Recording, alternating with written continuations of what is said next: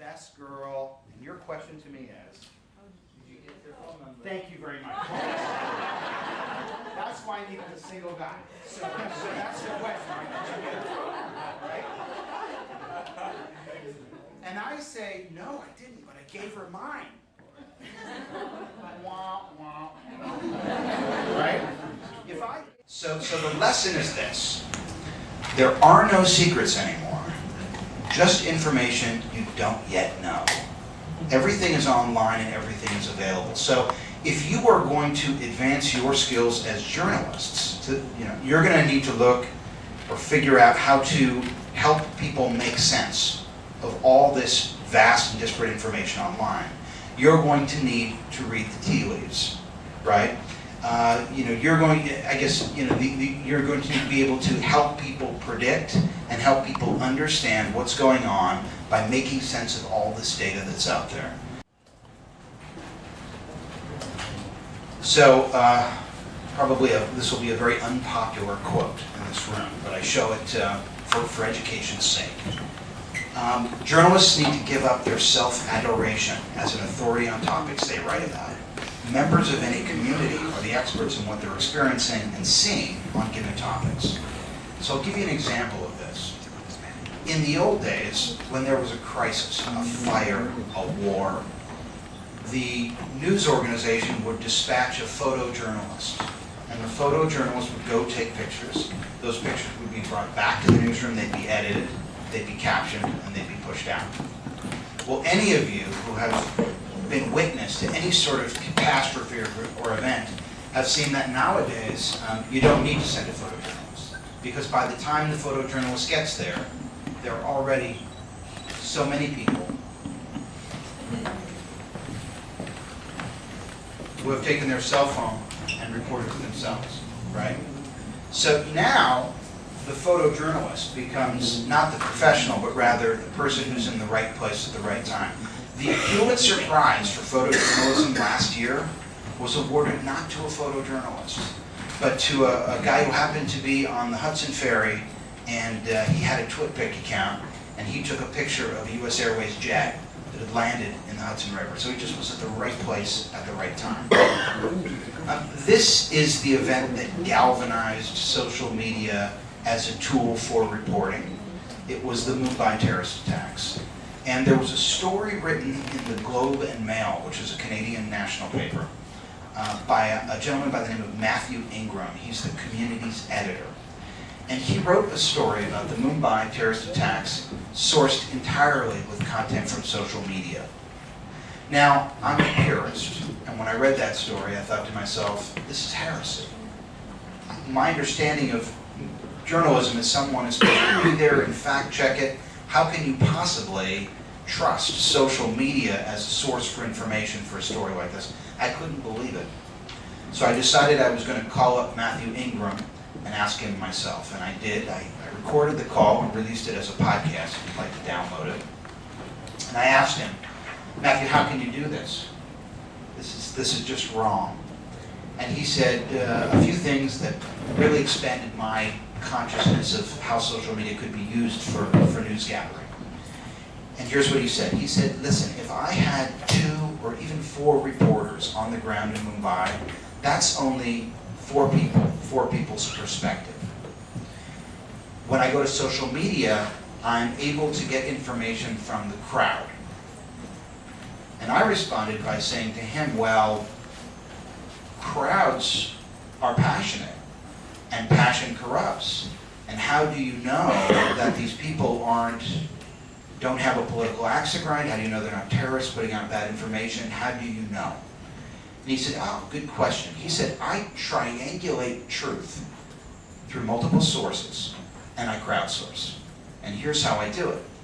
He said, I was on the Wikipedia page for the Mumbai terrorist attacks. And that page was being edited in real time by people who were on site and abroad. And they were constantly updating the account of what had happened there. He said, whenever I saw an update being made in the revision history of the Wikipedia article, I would then go over to Flickr. And if I could see multiple photos from different sources that were confirming that, I would hop on over to Twitter. And if I could see multiple confirmation on that side, then I had as much confidence, if not more confidence, than I would if I had feet on the ground in Mumbai. He said, journalism is a first draft of history. It's not always right, sometimes there's mistakes, but it is first. And then he said he thought, ultimately, journalism would become not a first draft of history, that would be provided by social media, but that journalism would become the fact-checked account of record, the account with perspective, the account with context, the fact-checked account. The question remains, and he didn't answer this question for me, it's a question I asked to you. Is the public still interested by the time you get around to the fact-checked account? Because people are moving so quickly now, they often move on to other priorities, so by the time you come out with your fact-checked account and Anna Nicole Smith has died, are they moving on to other news?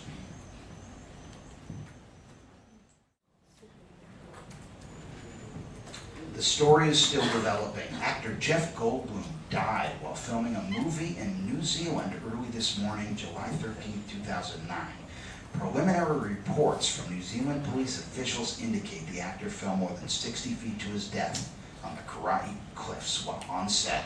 Specific details are not yet available. This became a meme. A meme is something that cascades from so many networks to so many other networks that it becomes truth. And it became such a big deal that actor Jeff Goldblum went onto the Colbert Report to say, I'm not dead, I'm alive, people, okay? Great example of how the first draft of history, in this case is social media, they get it wrong, in this case, and mainstream media provides the fact-checked account that's accurate, right? He goes on to this actual program to say, I'm not dead. Can you define fact-checking? Well, really, when you look at things trending through social media, there's no way to know if they're true unless you actually follow each link and then look at the story and try to figure out if it's true. You know, one of the benefits of subscribing to a newspaper like the New York Times is I have a high degree of certainty that the professionals there have done whatever they need to do to make sure what I'm reading is true. Whereas, you know, if I'm following somebody on Twitter, they may not have the skills to do that. They may also not have the network. Often, well, it used to be, it's not, people can't afford it anymore, but it used to be at the New York Times and a lot of magazines. Before they would go to a print with a story, you'd get a call from a fact checker. And the fact checker would say, hey, before I run with this story, I just need to verify that this and that and the other and ask you a few questions. So in this case, the Colbert Report becomes the fact checker for Twitter, which gets it wrong. Now, here I've scrolled to the bottom of the page that had that story about actor Jeff Goldblum dying. And on the bottom of the page it says, about this website. This story was dynamically generated using a generic template and is not factual. Any reference to specific individuals has been 100% fabricated by website visitors who have created fake stories by entering a name into a blank, non-specific template for the purposes of entertainment. For subdomain info and additional use restrictions, fakeawish.com.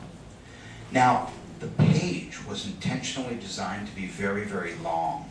So you had to scroll very, very far down to the bottom to see this. And when people are following it on Twitter and they see, Jeff Goldblum's died? Retweet. Oh my God, Facebook, right? They don't even scroll to the bottom of the page to read the fine print. That's how quick things are moving. By the way, fakeawish.com was a pornographic website that was trying to get people to link to it. And so they built this thing here so that people would publish links back to this site, and then they could take those inbound links and point them towards the porn site to lift the rank of the porn site.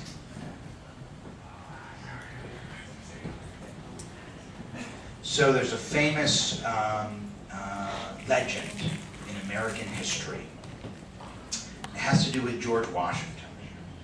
And he was our first president, and there was a cherry tree in the orchard, and it was cut down. And apparently, as the legend has it, his father came to him and said, "George, who did this?" And he said, "Father, I cannot tell a lie. I cut down the cherry tree." And so he's revered, right? He's honored because he told the truth under pressure.